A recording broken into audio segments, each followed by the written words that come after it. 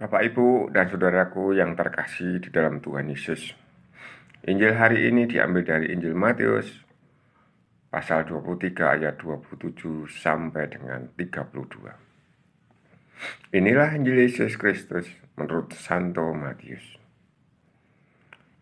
Pada waktu itu Yesus bersabda, "Celakalah kalian, hai ahli-ahli Taurat dan orang-orang Farisi, hai kalian orang-orang munafik. Sebab kalian itu seperti kuburan yang dilapur putih. Sebelah luarnya memang tampak bersih, tetapi sebelah dalamnya penuh tulang belulang dan pelbagai jenis kotoran. Demikian pula kalian, dari sebelah luar nampaknya benar, tetapi sebelah dalam penuh kemunafikan dan kedurjanaan. Celakalah kalian, hai ahli-ahli Taurat dan orang-orang Farisi, hai kalian orang-orang munafik. Kalian membangun makam bagi nabi-nabi dan memperindah tugu peringatan bagi orang-orang saleh. Dan sementara itu kalian berkata, seandainya kami hidup pada zaman nenek moyang kita, tentulah kami tidak ikut membunuh para nabi. Tetapi dengan demikian, kalian bersaksi melawan dirimu sendiri bahwa kalian keturunan pembunuh nabi-nabi itu.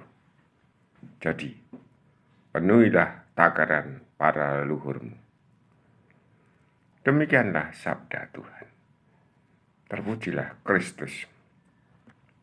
Bapak, Ibu, dan saudaraku yang terkasih dalam Tuhan Yesus, para katekis yang saya hormati, masih sampai hari ini masih berbicara mengenai celakalah kalian,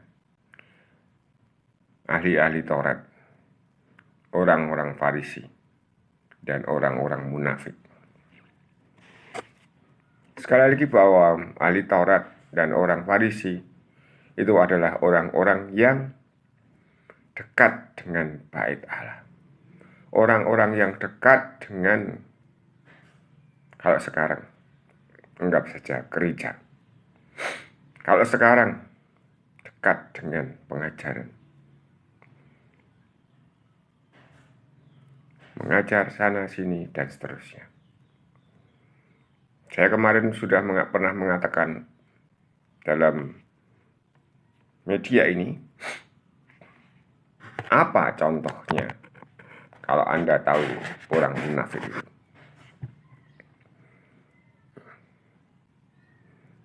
Lalu hari ini contoh yang dibuat oleh Tuhan Yesus itu adalah contoh yang sangat luar biasa, cocok untuk kehidupan kita.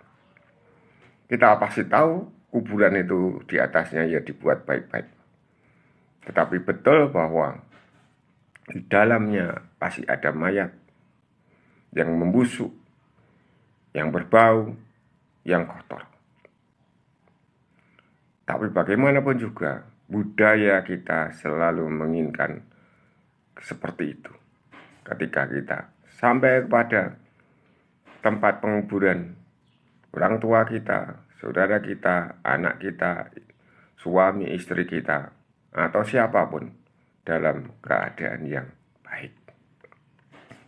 Inilah yang menjadi contoh, untuk menjadi simbol, untuk menjadi lambang, atau untuk menjadi gambaran bahwa orang-orang yang kelihatannya baik ternyata di dalam hatinya terjadi kemunafikan dan kedurjanaan. Banyak orang pada saat ini tampil di gereja, tampil di tempat-tempat yang bersifat rohania, namun kenyataannya bahwa hidupnya tidak sesuai dengan kenyataan yang terlihat oleh orang lain. Yang kedua adalah mengenai kemunafikan. Ahli-ahli Taurat dan orang-orang Farisi dan orang munafik itu celaka. Bagaimana tidak? Orang-orang sejaman Tuhan Yesus itu kan taunya di akhir saja. Mereka, ahli-ahli Taurat dan orang-orang Farisi, serta orang-orang munafik tadi, membuat tugu, membuat makam-makam yang indah, yang bisa dikunjungi, yang bisa dilihat setiap hari.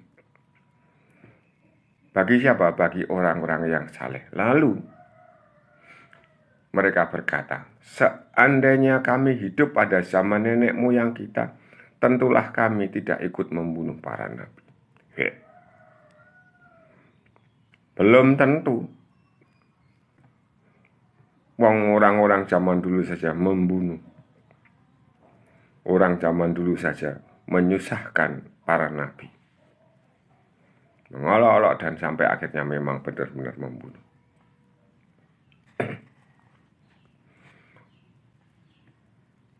Kemungkinan karena ini belum selesai, perikopnya ini belum selesai. Nanti ya ahli Taurat, yang orang Farisi yang membuat Tuhan Yesus yang lebih dari nabi,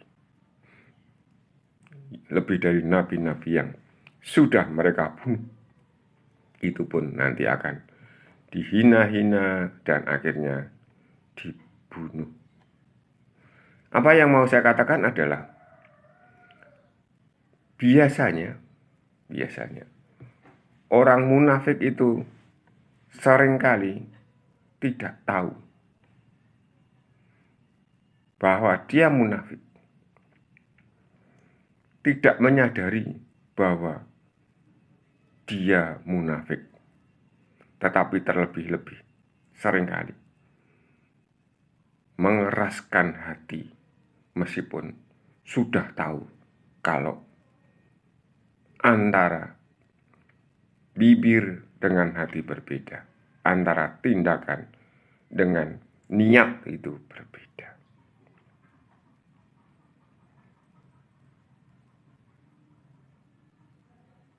Terima kasih. Berkah dalam.